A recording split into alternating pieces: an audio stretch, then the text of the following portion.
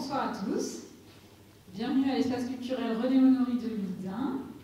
Je me présente, Elisa Dersoir, je suis la responsable de la médiathèque de Loudun et je suis ravie de vous accueillir ce soir pour la lecture autour des 6 romans en lice pour le prix Renaudot des lycéens. Avec la compagnie Blast, donc c'est Arthur Bézénec qui vous fera la lecture.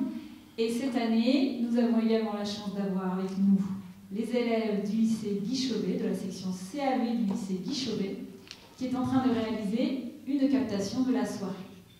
Donc je vous souhaite à tous une très bonne soirée, une très bonne lecture, et en espérant que ça vous donne envie de découvrir les 6 romans en lice si ce n'est pas déjà fait. Voilà, à bientôt.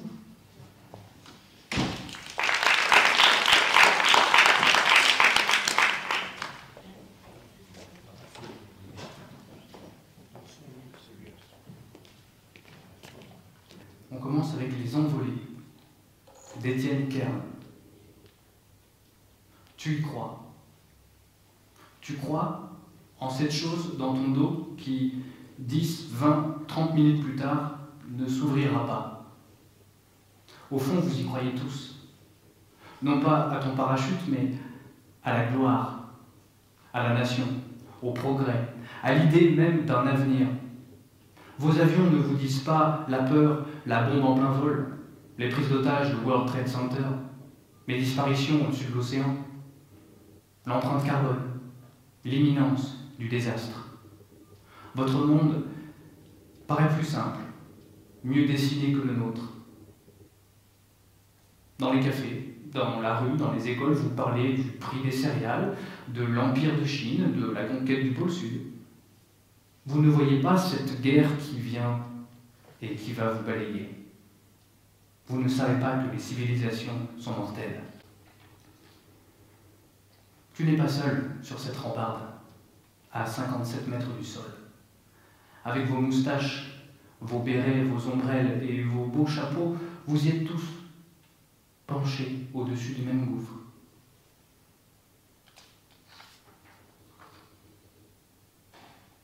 La carte postale.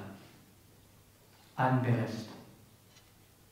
Pourquoi les enfants Rabinovitch sont-ils arrêtés et non pas leurs parents? Oui, cela semble étrange parce que nous avons en tête ces images où l'on voit des familles entières arrêtées ensemble, parents, grands-parents, enfants. Mais il y a eu plusieurs sortes d'arrestations. Le projet du Troisième Reich, l'extermination des millions de personnes, était un projet si vaste qu'ils ont dû procéder étape par étape sur plusieurs années. Dans un premier temps, on a vu comment la promulgation des ordonnances visait à neutraliser les Juifs pour les empêcher d'agir. Tu as compris le tour de passe-passe. Oui, séparer les Juifs de la population française, les éloigner physiquement, les rendre invisibles, jusque dans le métro, où ils n'avaient plus le droit de prendre les mêmes wagons que les Français. Mais tout le monde ne sera pas indifférent. Je me souviens de cette phrase de Simone Veil. Dans aucun autre pays, il n'y a eu un élan de solidarité comparable à celui qui a eu lieu chez nous. Elle avait raison. Elle avait raison. La proportion des Juifs sauvés de la déportation pendant la Seconde Guerre mondiale en France fut élevée par rapport aux autres pays occupés par les nazis. Mais pour en revenir à ta question, non. En effet, les Juifs n'étaient pas, au départ, déportés en famille. Les premiers déportés, ceux de 1941, étaient uniquement des hommes dans la force de l'âge. La plupart polonais. On a appelé cela la convocation du billet vert, parce que les hommes qui étaient embarqués recevaient une assignation sous forme d'un billet de couleur verte. Ils prennent d'abord les hommes vaillants pour crédibiliser l'idée qu'on va envoyer cette main-d'œuvre travailler. Les jeunes pères de famille, les étudiants, les ouvriers, les costauds, etc. Ephraïm, qui a plus de 50 ans, n'est donc pas concerné. Cela permet d'éliminer en premier les hommes forts, ceux qui peuvent se battre, ceux qui savent se servir d'une arme. Tu vois? Quand tu disais que tu ne comprenais pas pourquoi les gens s'étaient laissés faire comme des vivants déjà morts, et que cette idée est insupportable, eh bien, ces hommes, les billets verts, ne se sont pas laissés embarquer sans réagir. Tout d'abord, presque la moitié d'entre eux ne se sont pas rendus à leur convocation. Les billets verts se sont ensuite battus. Beaucoup vont s'échapper, ou essayer de s'échapper, des camps français de transit où ils sont enfermés. J'ai lu des récits d'évasion, de bagarres terribles avec les surveillants des camps.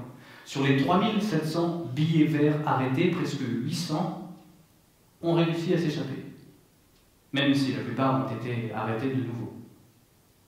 Tout cela est calculé pour faire croire aux gens qu'il s'agit seulement d'emprisonner les Juifs et de les envoyer travailler quelque part en France, pas de les tuer.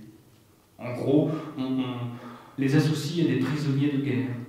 Et puis, petit à petit, on va arrêter aussi les jeunes, comme Jacques et Noémie, puis d'autres nationalités. Et puis, petit à petit, tout le monde va y passer. Les jeunes, les vieux, les hommes, les femmes, les étrangers, les pas étrangers, même les enfants. J'insiste sur cette question des enfants. Tu sais sans doute que les Allemands voulaient déporter les enfants après leurs parents. De son côté, le gouvernement de Vichy voulait se débarrasser des enfants juifs le plus vite possible.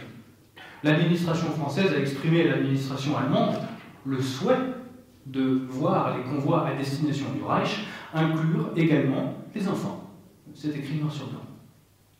Les Allemands auraient inventé le nom de code vent de printemps pour désigner l'opération visant à mettre un coup d'accélérateur dans le processus de déportation des Juifs d'Europe de l'Ouest. L'idée d'origine consistait à arrêter tout le monde le même jour, à Amsterdam, à Bruxelles et à Paris. Le même jour. On voit la mégalomanie du rêve antisémite. Arrêter tous les Juifs d'Europe en même temps, à la même heure. Oui, mais les choses vont s'avérer plus difficiles à mettre en place. Le 7 juillet 1942, une rencontre est organisée à Paris entre représentants des deux pays. Les Allemands exposent leur projet aux Français de l'exécuter. L'opération prévoit, entre autres, le départ de 4 convois de trains par semaine, chacun devant transporter 1000 juifs, soit 16 000 juifs par mois envoyés vers l'Est, dans le but d'obtenir, en un trimestre, un premier contingent de 40 000 juifs déportés de France. Je dis bien un premier contingent, car l'objectif fixé pour l'année 1942 est de déporter 100 000 juifs du sol français. Et ce n'est qu'un début. C'est clair, net et précis. Le lendemain de la réunion, les commandants de gendarmerie des différents départements reçoivent les ordres suivants. Je te lis la note telle qu'elle a été écrite. Tous les juifs âgés de 18 à 45 ans, des deux sexes, de nationalité polonaise, tchécoslovaque, russe, allemande et précédemment autrichienne, grecque, yougoslave, norvégienne, hollandaise, belge, luxembourgeoise et apatrides devront être immédiatement arrêtés et transférés dans le camp de transit de Pithiviers. Les juifs qui de visu sont reconnus estropiés, ainsi que les juifs issus de mariages mixtes, ne devront pas être arrêtés. Les arrestations devront être intégralement exécutées le 13 juillet à 20h. Les juifs arrêtés devront être livrés pour le 15 juillet à 20h. Dernier délai au camp de transit. Le 13 juillet, c'est le jour de l'arrestation des enfants à Rabinovitch. Noémie a 19 ans. Elle entre dans les critères, mais Jacques, il n'a que 16 ans et demi. Or, 18 ans, c'est 18 ans. Et l'administration respecte normalement les règles. Tout à fait, tu as raison. Jacques ne devrait pas être embarqué.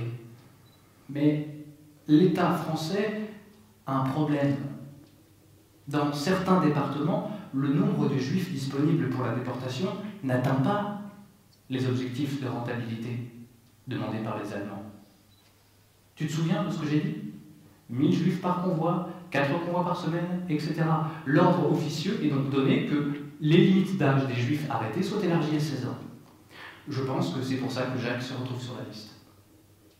Et Myriam, que se serait-il passé si pour elle, si elle s'était présentée aux Allemands ce jour-là ? Elle aurait été embarquée avec son frère et sa sœur afin d'atteindre les objectifs de rentabilité. Mais ce soir-là, elle n'était pas sur la liste, parce qu'elle venait de se marier. C'est le mince fil de hasard auquel tient chacune de nos vies. Le rapport chinois. Pierre d'Arcagnan. Alors, demanda-t-il à Laugier, pouvez-vous synthétiser à Monsieur Dong les grandes lignes de nos préconisations? Monsieur Dong, précisa-t-il à Dong, permettez-vous à mon consultant de faire la synthèse à ma place? Naturellement, répondit Dong. Tugdual était à la fois excité à l'idée de confronter enfin les préconisations de son rapport chinois au jugement des deux pointures qu'étaient Dong et Rollo, et profondément inquiet à l'idée qu'elles ne fussent pas évaluées à leur juste valeur. Alors qu'il s'apprêtait à parler, il sentit poindre en lui plusieurs signaux familiers qui lui enjoignaient de se taire, de toute urgence. Il avait toujours fait confiance à ces signaux qui semblaient s'activer chaque fois que les limites de son intelligence étaient sur le point d'être franchies. Mais l'élaboration du rapport chinois ne lui avait-elle pas démontré qu'il était parvenu à repousser ses limites? 1000 pages, bon sang de bois, c'était tout de même quelque chose, et sans tricher sur la taille de la police, ni retourner à la ligne à tout bout de champ et créer artificiellement une impression de volume. 1084 pages, précisément. C'était tellement colossal qu'il arrondissait lui-même à 1000 pages, sans attacher d'importance aux 84 pages supplémentaires. Il l'avait d'ailleurs dit à Mathilde, je dis 1000 pages, mais en réalité c'est 1084. On ne va pas chipoter sur 84 pages. Bon, alors pour bien des consultants, un rapport de 84 pages, c'est quand même déjà un beau rapport, mais pour le mien, c'est tellement marginal, je n'en parle même pas. En fait, je devrais plutôt parler de mon rapport d'un millier de pages, parce que ça veut dire plus ou moins 1000. Mais j'ai peur qu'en disant un millier, on pense à 8 ou 900. C'est pour ça que je préfère dire 1000 pages. Et puis, je ne suis pas le genre à me faire mousser pour quelques pages de plus. 1084 pages. Certes, il y avait beaucoup de copier-coller et des notes à n'en plus finir, mais qu'y avait-il de honteux à citer ses sources? Peu d'hommes pouvaient, comme lui, se targuer d'avoir achevé, à même pas 30 ans, un ouvrage aussi pharaonique que son rapport chinois. 1084 pages. Il ne pouvait donc se fier à de vieux instincts qui n'avaient pu encore prendre la pleine mesure de sa maturité actuelle. Au diable les signaux alarmants de la vie d'avant le rapport chinois. Tugdual avait travaillé d'arrache-pied et pris de l'épaisseur, de la hauteur de vue, comme dit Rollo, qu'il avait d'ailleurs présenté à Dong comme l'un des meilleurs éléments du cabinet Michard. Et s'il déjeunait aujourd'hui avec Dong, ce n'était pas pour rien. Tout d'abord, commença-t-il, je me suis demandé comment accélérer la croissance de la Chine. Pas la lancer, ni la relancer, mais bien l'accélérer. Intéressant, continua de s'émerveiller Rollo. Nous sommes d'accord, confirma Dong avec son fort accent.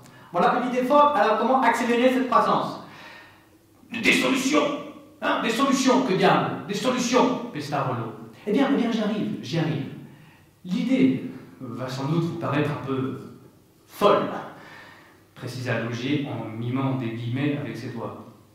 Mais elle pourrait bien révolutionner le marché français et rebattre les cartes de la mondialisation. Tugdual Laugier exposa enfin la grande idée qui allait sauver la Chine et bouleverser l'ordre mondial. D'abord, il y avait le constat.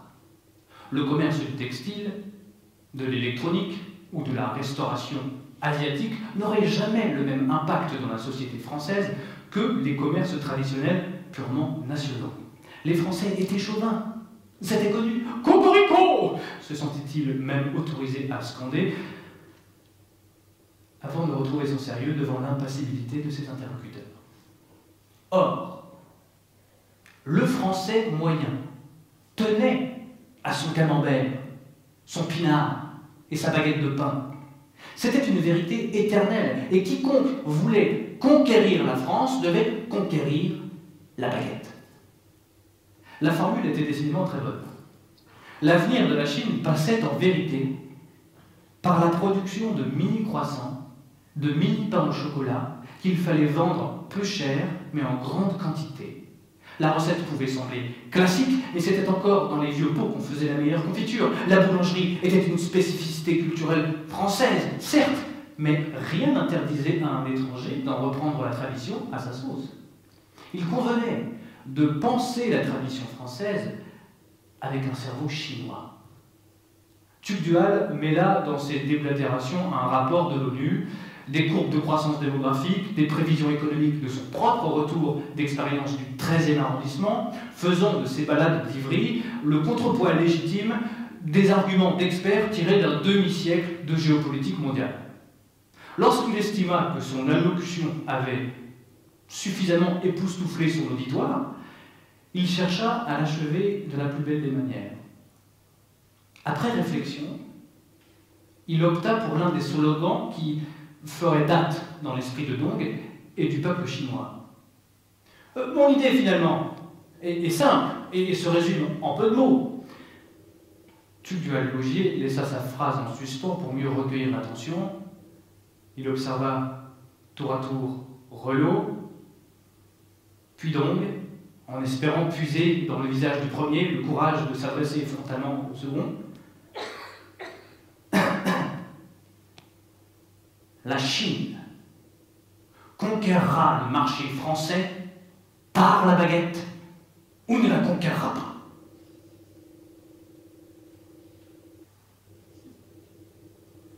En voyant que ses interlocuteurs ne réagissaient pas, Tugdual ajouta un ultime trait d'esprit qui sublimerait sa présentation.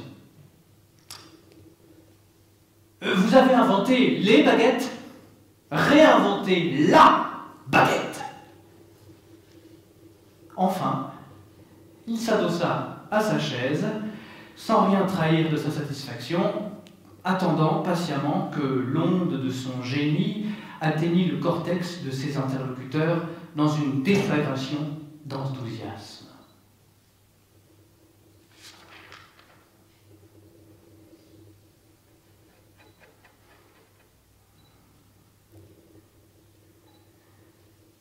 Une femme remarquable, Sophie Avon.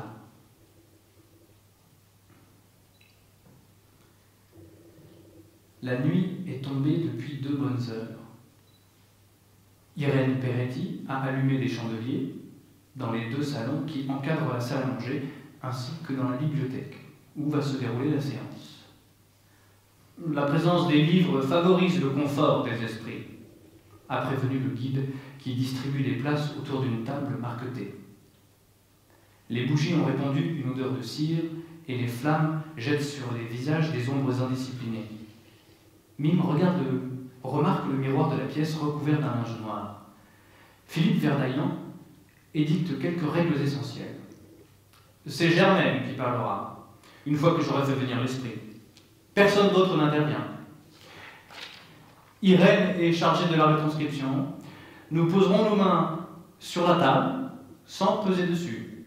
Les doigts allongés, suffisamment écartés pour que nos mains soient en contact les unes avec les autres. Elles doivent former une ronde. Délicatesse et bienveillance, ce sont les maîtres mots de la soirée. Lorsque la table se mettra à bouger, on accompagnera ces mouvements, un coup pour oui, 2 coups pour non. Germaine posera des questions simples pour commencer. L'esprit doit pouvoir répondre par oui ou par non le plus souvent possible. Marius ne peut s'empêcher de ricaner, ce qui n'échappe pas au maître de cérémonie. Pas d'ironie non plus. Vous avez le droit d'être sceptique, mais le respect est essentiel, prévient Verdaillan. Il se tourne vers Mime. Avez-vous la photo que vous m'avez montrée tout à l'heure? Elle tend le portrait de Simone que le jeune homme installe au centre de la table. Marius n'a plus envie de rire. Sa poitrine se bloque à la vue de sa fille qui, soudain, est présente au milieu de la table et vers qui convergent tous les regards. Maintenant, je vous demande de vous concentrer, poursuit Verdaillan. Il faut être patient, attendre. Cela peut être long. Fermez les yeux si vous voulez, mais gardez vos doigts en contact avec le bois et avec les autres mains.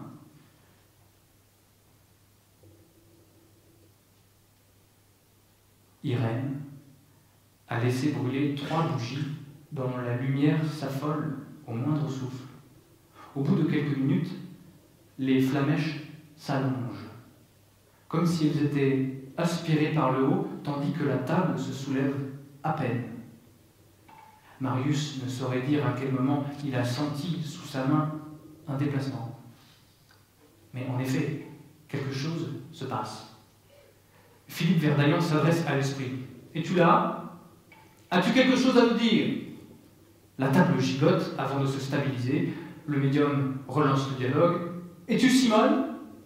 Puis, il encourage Mime à prendre la parole, ce qu'elle fait d'une voix étrangement assurée. « Si tu es Simone, si tu m'entends, dis-moi juste que tu vas bien. » La table ne bouge pas.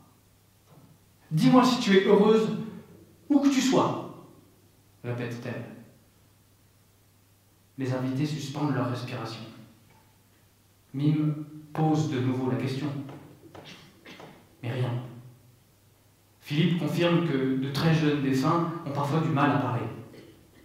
Ils sont intimidés, avance-t-il. Il propose de convoquer une autre âme, mais laisse le portrait de la petite fille pour le cas où elle voudrait revenir. Marius ne sait pas ce qu'il ressent. S'il ressent de la déception ou du soulagement, toute ironie l'a quitté. Il n'est pas triste non plus, il se sent presque allégé, tandis que Verdaillan mobilise ses forces spirituelles. Une demi-heure plus tard, la table se met à valser et une bougie s'éteint. Dans le noir, chacun se serre les coudes, tente d'apaiser ce nouveau venu enragé qui refuse d'être mort. Irène prend sous la dictée une improbable requête. Marius n'écoute plus. Il a les yeux fermés et il parle à sa fille. Les paupières closes, il esquisse un sourire. À côté de lui, Mime a posé son auriculaire sur le sien. Il rentre tard. Il est presque 2 heures quand ils reprennent la rue de Tlemcen. La ville dort. La nuit dissipe les reliefs où une brume semblable à de la suie réduit encore le champ de vision. Marius et Mime longent les murs crépis, la tête en arrière, regardant les étoiles qui percent le léger brouillard. Ils avancent main dans la main d'un pas incertain, non pas ivres d'alcool, mais pleins d'un soupçon qu'ils n'avaient pas jusqu'ici. C'est une chose d'espérer l'au-delà ou de le nier farouchement, c'en est une autre d'avoir l'impression de s'y être frotté. Et Marius a beau refuser d'y croire, il est bien obligé de reconnaître que cette longue séance l'a bouleversé. Mime, elle, est anesthésiée. En arrivant, elle aperçoit la pendule que le brocanteur leur a livrée 3 jours avant, et qui se dresse devant elle comme un témoin silencieux. Une tasse de café traîne sur la table. Yvonne a dû l'oublier après être venue voir Henri. Mime en respire l'odeur avant de la déposer dans l'évier. Marius s'approche et l'enlace. Tu as réfléchi pour Saigon, murmure-t-il. Mais il est tard, Marius. Tu as bien une petite idée. Ça fait au moins 2 semaines, il va falloir que je donne ma réponse. Mais je ne sais pas. Et puis là, maintenant, je suis trop bousculé par cette histoire. Il s'éloigne. Elle n'a pas le cœur de lui annoncer sa décision. Surtout, elle pense à sa fille et continue de se torturer. Pourquoi Simone n'a-t-elle pas dit qu'elle était heureuse ?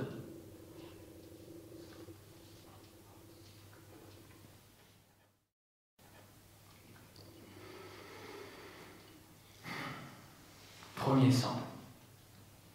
Amélie Nothomb. On me conduit devant le peloton d'exécution. Le temps s'étire. Chaque seconde dure 1 siècle. 1 siècle de plus que la précédente. J'ai 28 ans. En face de moi, la mort a le visage de 12 exécutants.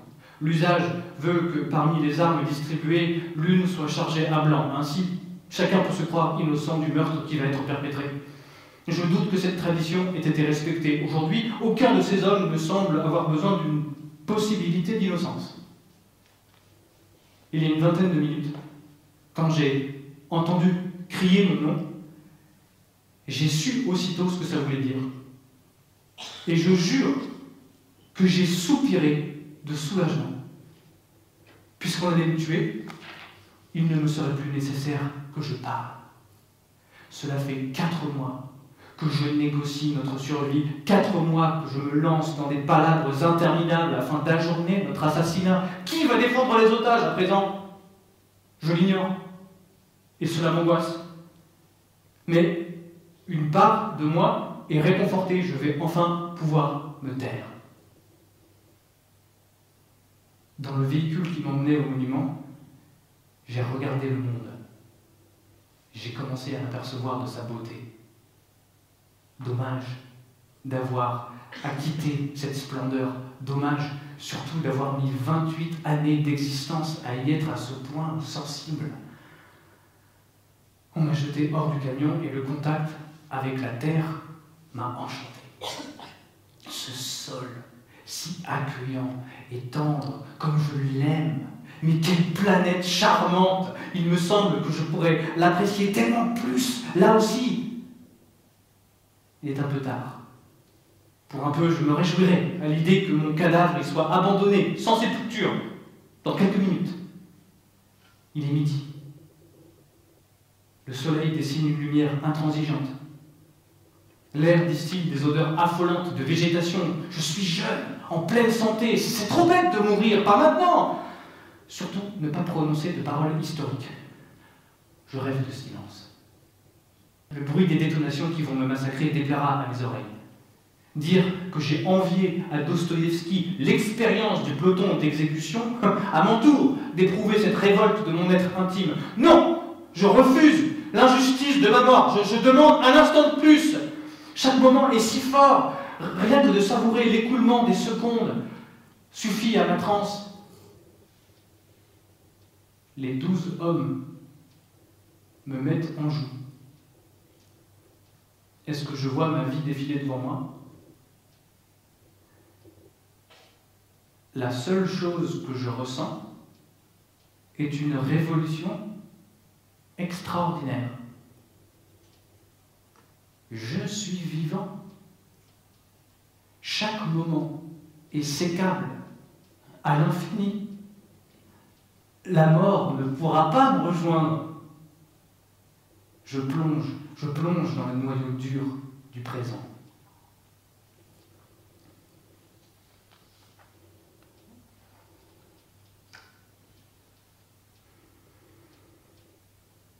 T'arrêtes pas de courir. Mathieu pas là. Ah, il est foutu ton pote. Jamais il ne reviendra. Jamais. C'était pas ce que je voulais entendre. Je suis plutôt têtu dans mon genre, alors je suis allé trouver le meilleur coureur de 400 mètres que ce pays ait jamais compté. Leslie Jones n'était pas aimé quand il était athlète. Par le public encore ça allait, mais en compétition il parlait pas. Il avait son casque sur la tête, ses lunettes de soleil, le message c'était « Je viens écraser tout le monde, venez pas me taper la discute ». Les autres athlètes le disaient froid et brutal, parce qu'il n'avait pas de rétroviseur, et qu'il regardait que les 3 ou 4 mecs au monde qui couraient plus vite que lui. Mais il n'en a pas souffert. Ses vrais amis, il les connaît depuis la maternelle, et il les a gardés. Avec Toumani, au départ, le courant passait pas trop différent. Le plus et le moins d'une même pile. Leslie n'arrivait pas à se dire qu'un jour il pourrait s'entraîner avec un type comme lui. Moi, je suis très discipline, très dans le respect de la loi, il dit. Toumani m'a appris à ne pas juger les gens sur leur apparence parce qu'en le côtoyant, je me suis rendu compte que c'est un garçon formidable. Un mec débordé par sa gentillesse, jusqu'à en devenir bête. J'emploie ce mot volontairement parce qu'il faut être bête pour se faire opérer des genoux et monter un braquage. Je ne peux pas me dire qu'une personne sensée est capable de faire un truc pareil. Cambrioler 30 pharmacies avec ta voiture. Je comprends pas. Rien n'est construit. Si tu réfléchis 2 minutes, tu fais tout différemment. Gagner les francs, c'est braquer le soir même. Et ça veut dire que tu n'étais pas à fond. Il t'en restait sous le pied. Parce que moi, après les courses, on me proposait d'aller fêter la victoire en soirée. Mais je disais non. Je suis crevé, je vais me coucher. Toumani, il ne sait pas dire non. Et ceux qui l'ont entraîné là-dedans, ils savent qu'il ne sait pas dire non. Il était vraiment bon, je demande. S'il avait été patient, il aurait pu aller chercher mes records. Ce que j'ai vu de lui, c'était très fort. Il aurait pu courir en 44 secondes. Mais bien sûr, Toumani, la première fois que je l'ai vu à l'entraînement, je me suis dit, il y a beaucoup de boulot. Il est brut, il faut le polir. Et c'est ce qui est intéressant chez un athlète, la marge de progression. Et peu de temps après, je l'ai vu faire une séance dans des conditions pas possibles, sous la pluie, avec 5 degrés dans l'air, des 200 mètres en moins de 20, 80, avec très peu de récupération, et il enchaînait. Et ça tenait. Qu'est-ce qui lui a manqué? Mais je pense qu'il aurait dû quitter l'île de France. Même demain.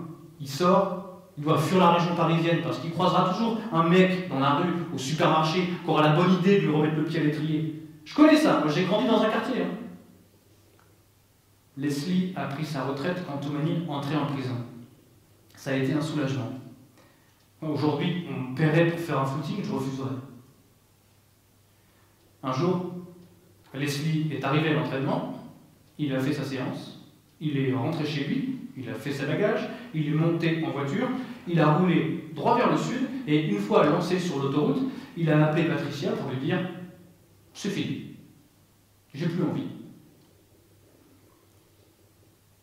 Il n'a pas abandonné, vous savez, je dis.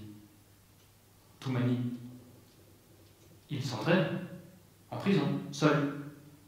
C'est ce qu'on m'a dit, ouais, répond Leslie. Vous pensez qu'il a encore une chance au très haut niveau? Je demande. Son corps a vieilli, bien sûr. À son âge, je prenais ma retraite. Mais sa chance, c'est que le niveau n'a pas explosé. S'il recourt en 46,5, il est quasiment certain d'être dans un relais. Après, est-ce que l'équipe de France le laissera revenir? En tant qu'éducateur.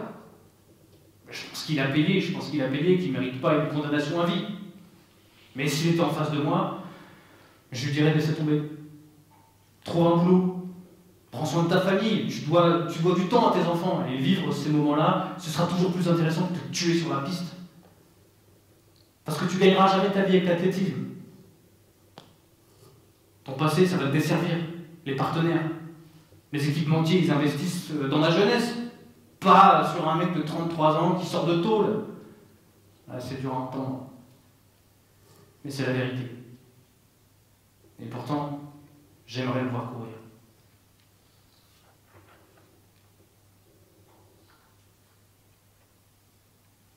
À nouveau, les envolées.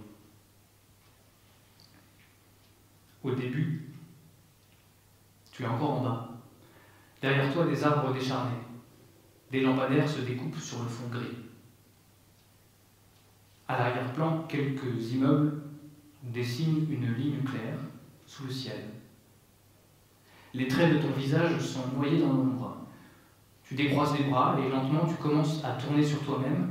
Tu nous montres quelque chose, cette grosseur contre ton dos, dans laquelle tu mets tes espoirs, ton parachute. Te voici de nouveau face à nous. Tu soulèves ta casquette pour saluer la caméra. Tes moustaches se recourbent légèrement. Tu souris. Changement de plan. Ton corps est recouvert d'un grand drap de couleur sombre. 2 pointes de tissu s'élèvent au-dessus de tes épaules. À mesure que tu agites les bras, le bas de la combinaison se ratatine. Tes gestes sont maladroits, saccadés, bouffons. Tu es en haut, sur la plateforme, au premier étage. Tu es debout sur une chaise. La chaise est posée sur une table. Sur la droite, un peu plus bas, 2 autres hommes. L'un d'eux porte une casquette et une écharpe. Il inspecte ta combinaison, t'adresse des encouragements. Le second, coiffé d'un haut de forme, demeure immobile, les mains crispées sur sa canne. Son visage est grave, impénétrable. Vous avez froid, tous les trois. Dès qu'il le peut, l'homme à la casquette enfonce ses mains dans ses poches. De la buée sort de ta bouche. Tu respires de plus en plus vite. Toujours sur ta chaise, tu regardes autour de toi, tu cherches quelque chose dans les yeux des autres. L'autorisation, peut-être, de ne pas penser à ce qui t'attend. Puis, tu replies les bras, tu secoues la grande toile qui se tord dans ton dos et tu poses le pied droit sur la rambarde. Léger travelling latéral. Les deux compagnons sortent peu à peu du champ. Sur la gauche s'ouvre un abîme. 39 secondes s'écoulent. Le gouffre t'effraie autant qu'il te fascine. Tu te penches, te rejettes instinctivement en arrière, te penches à nouveau, recule, te courbes vers l'avant, retiens ton souffle un long moment, puis finis dans un grand nuage de buée par sauter. Changement de plan. L'une des arches de la tour Eiffel. Un instant plus tard, un point noir se détache du demi-cercle de métal. À peine l'a-t-on repéré qu'il s'impose à nous, terrifiant comme une tache énorme sur le ciel. Une chose qui n'a pas de nom, dans aucune langue, moins qu'un homme, plus qu'un mort. Une masse obscure et dérisoire tombe devant nous. C'est toi. La caméra saisit le moment où, dans une gerbe de poussière, tu t'écrases sur le sol. C'est tout juste si la chute a duré 4 secondes. On aimerait croire à un gag. Charlie Chaplin, en danseur sur chaise, Buster Keaton, en inventeur du parachute qui ne s'ouvre pas. Sur Internet, tu occupes une bonne place au palmarès des morts les plus stupides de l'histoire. On ironise. On se gausse devant ce costume de super-héros raté. Sauf qu'à la fin d'un gag, on se relève.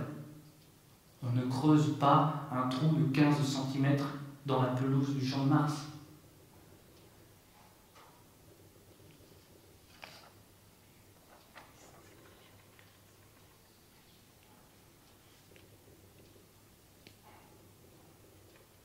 Le rapport chinois.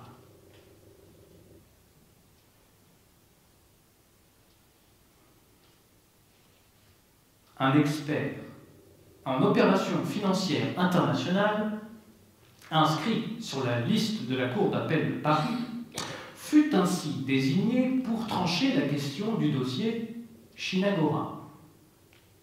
L'expert, déjà bien occupé par ses fonctions d'associé d'un cabinet de conseil en stratégie, mais trop orgueilleux pour refuser l'honneur d'une mission confiée par la justice, accepta bien volontiers et s'engagea à respecter le délai imparti, tout en sachant qu'il ne le pourrait pas. Lorsqu'il reçut le rapport, le premier coup d'œil à cet épais bloc de papier d'un seul tenant lui fit aussitôt regretter d'avoir accepté la mission.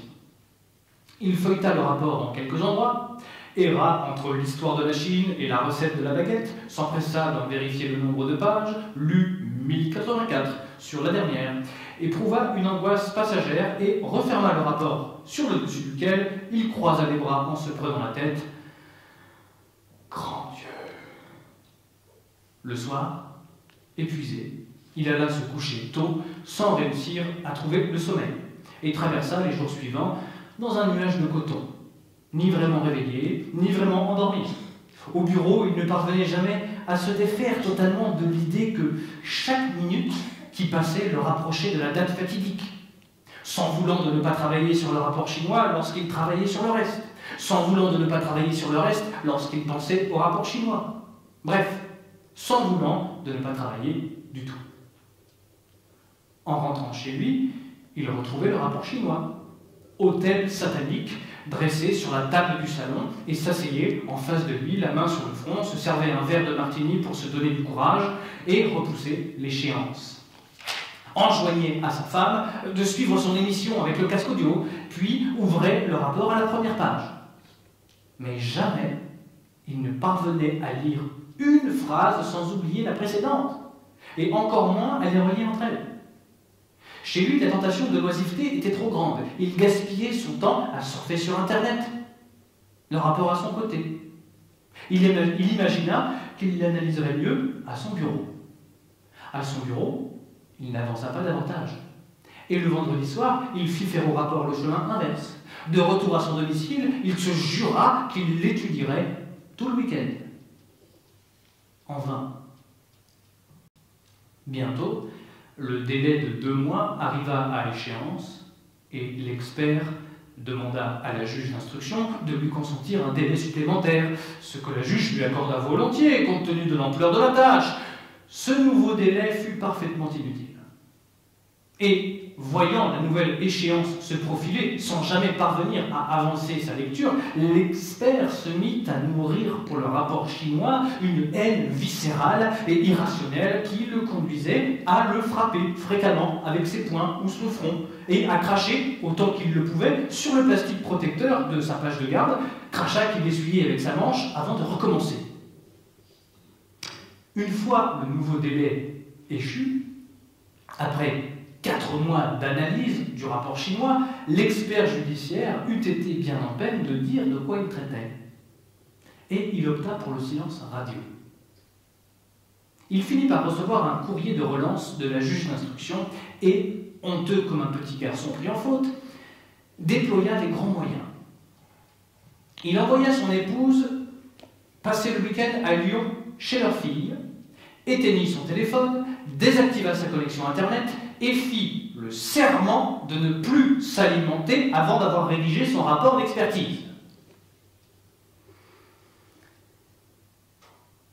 Ce qui se passa ce week-end-là au domicile de l'expert judiciaire défia les lois de la psychanalyse et fut à l'origine de sa décision de se désinscrire de la liste des experts près de la Cour d'appel de Paris.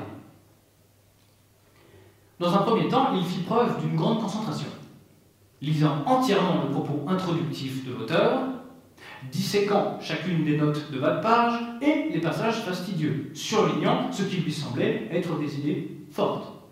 Mais lorsqu'il relut ces notes, sa bonne volonté vacilla de nouveau. C'était une procession disparate de mots et de concepts sans rapport entre eux. Puissance planétaire, croissance, baguette, impératrice douairière, chaussons aux pommes, débridé, mini-chouquette. La tentation fut grande de se faciliter le travail, en concluant de manière lapidaire qu'à défaut d'idées fortes et de cohérence, le rapport chinois était une supercherie. Et en une petite heure, son expertise eût été rédigée, et mission remplie, et son calvaire achevé. Mais l'expert craignit qu'en concluant au caractère fictif du rapport, la défense ne demandât une contre-expertise.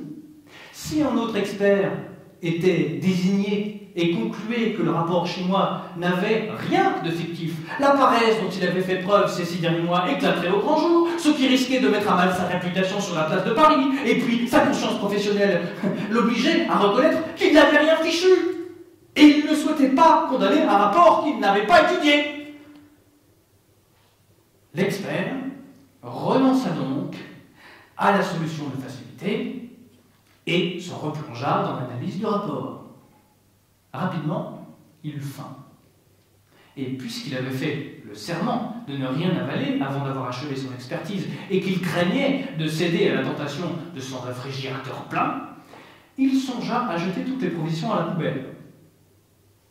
Des considérations d'ordre éthique lui firent renoncer à tout ce gâchis, et l'expert eut alors l'idée lumineuse de souder la porte de son réfrigérateur, ce qui préserverait son serment et les provisions. Mais souder un réfrigérateur n'est pas une chose aisée, surtout pour qui n'est pas bricoleur. Et l'expert passa la matinée du samedi à la recherche d'un transducteur électromagnétique et d'une sonotrode, à lire des modes d'emploi et à souder autant qu'il le put la porte de son réfrigérateur Smeg couleur bleue à volume de 244 litres et congélateur de 26 litres, qui avait payé 1 399 € chez Darty en 10 mensualités et offert à sa femme. Ce qui, à l'époque, avait provoqué une dispute parce que Simone de Beauvoir ne s'était quand même pas battue pendant des années pour qu'au XXIe siècle, un mari offrit un réfrigérateur à sa femme. La tentation écartée, la faim lui tiraille à l'estomac de plus belle. Cette idée de souder le réfrigérateur était décidément saugrenue. On ne pouvait pas travailler efficacement le ventre creux. Si l'opération de soudage s'était révélée complexe, celle du dessoudage la fut tout autant. Si bien qu'après quelques heures d'effort, l'expert judiciaire renonça à son projet et, affamé, finit par aller déjeuner dans une brasserie au service continu vers 16 heures. Le rapport chinois s'ouvra. Il dégusta un menu entrée plat dessert, ainsi qu'un verre de vin, puisque, quitte à déjeuner au restaurant, pour prendre un peu de bon temps, il passa d'ailleurs un agréable moment sans penser au rapport. De retour chez lui, il fit la sieste. Parce que plusieurs verres de vin avaient suivi le premier, et qu'il ne sortait rien de bon d'un cerveau éreinté. À son réveil, il faisait nuit, et son expertise n'avait pas avancé. Il s'en voulut tellement qu'il décida de faire pénitence, et il ressouda le frigo qu'il avait commencé la veille à dessouder. Ensuite, il pleura de désespoir, le front posé sur le rapport, et il fit un nouveau serment. Si, dans 1 heure, il n'avait toujours pas écrit une ligne, il se forcerait à avaler ses propres déjections. 1 heure et demie plus tard, dépassant de ses lèvres de quelques millimètres, sa langue entra en contact avec l'ongle de son index sur lequel il avait apposé une poussière de matière fécale de son propre creux. Il vomit. Il se lava les mains, il se lava les dents, il pleura encore. Sa femme le trouva le dimanche soir dans cette position, le front posé contre le plastique de la page de garde du rapport, sanglotant et la laine chargée d'étranges effluves où derrière la fraîcheur mentholée du dentifrice, la bile le disputait à la merde. Paniquée, elle voulut lui servir un verre d'eau fraîche. Mais la porte de son meuble frigorifique, semelle de couleur bleue, était inexplicablement bloquée comme fermée de l'intérieur. Recourant aux grands moyens, elle lui proposa un peu de marijuana, empruntée à leur fille, afin de l'aider à se calmer. Et dans la nuit du dimanche à lundi, planant à quelques mètres au-dessus du sol, d'une main leste et fantasque, se sentant inextricablement liée au rapport chinois par une complicité onirique, infiniment redevable de ses pérégrinations intérieures du week-end, l'expert décida de le sauver de l'infamie, et pareil au poète sous psychotrope, il noircit des pages et des pages de volutes manuscrites, et conclut dans un ultime tracé plein de déliés, avec un soupir d'extase encore brenneux, que non! Le rapport chinois n'avait rien de fictif et qu'il était au contraire bel et bien réel, profondément vivant au point qu'il vous triturait l'âme plus que n'importe quelle œuvre littéraire et que 5 millions étaient une bouchée de pain pour un joyau pareil et cette pierre philosophale que tout l'or du monde ne voudrait pas qu'on en cédât une page.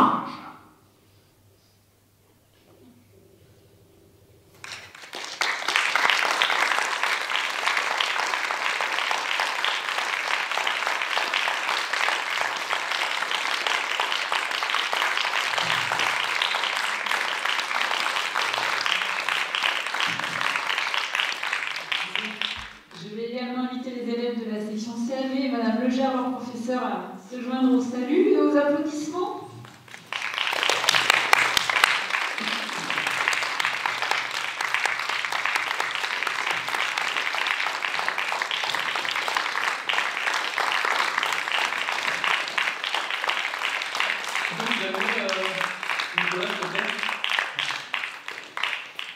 Alors on salue comme ça. Hop. Voilà.